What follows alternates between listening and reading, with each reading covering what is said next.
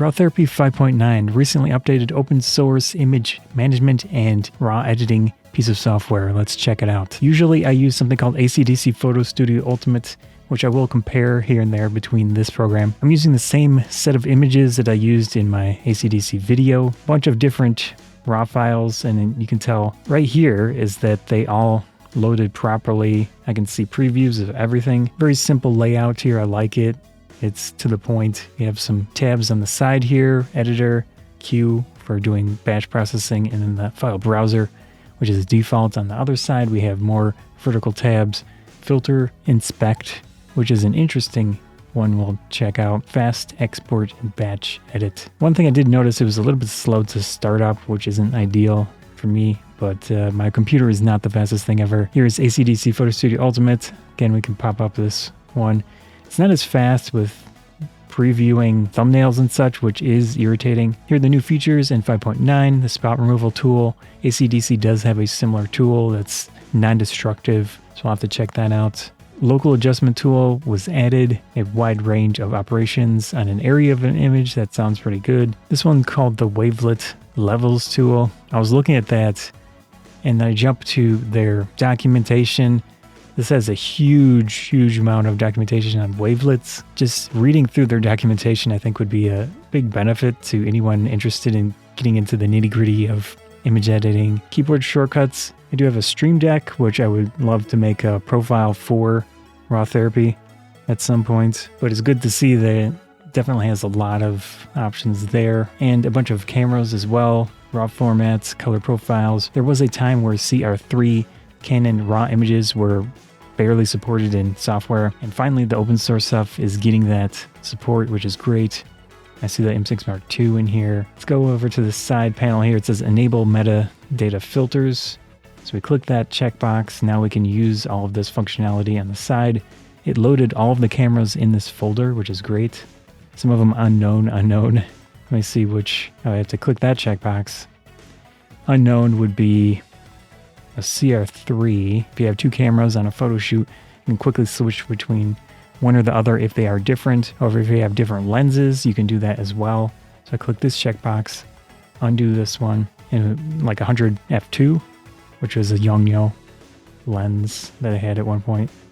24 to 50. I think that's the Nikon Z lens, I believe. You can even go into apertures here.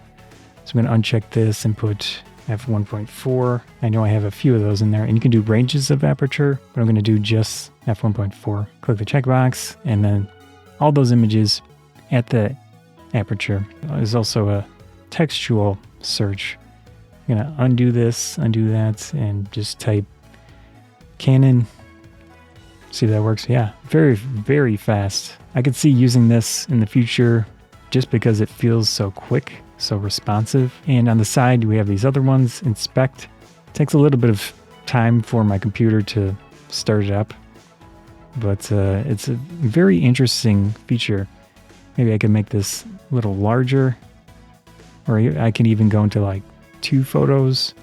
And as you scroll around the preview, it picks that area of the photo to show you a larger version of. I like the idea of that, and it feels quick, which AC/DC, I like that software and it has a lot of functionality to it, but there are some things that are pretty slow. With the batch edit, you have the top tabs of different things, as well as in each one, you have a list of options. I would assume batch edit means you can select a few of them at once. So I'm going to hold shift down on the keyboard, pick a few of those, and let's say we want to change exposure, pop this open. Oh, that's a lot of stuff here. And just maybe simply exposure compensation. Yeah, and we can undo with this little marker here. So we got file operations, we have rank, so you can easily cull images, select the best ones out of a group. Go here, right click, processing profile operations. I'm going to copy that, and I'm going to paste it in one of these and see. So you can paste partial, you can paste the full thing. Yeah, okay, so that works. Very good. Graduated filters, vignette, dynamic range, compression, tone mapping, shadows, highlights, LAB adjustments. You can open and close these areas by clicking on them, but you have to click this little power button to use it. Spot removal, turn this on, find what we want, hold control down, select an area, go back, let me zoom in here, adjust the inner circle, there we go, take this down, we don't need that much blur, cool. So we got edges, micro contrast, noise reduction, man, there's a lot of stuff here.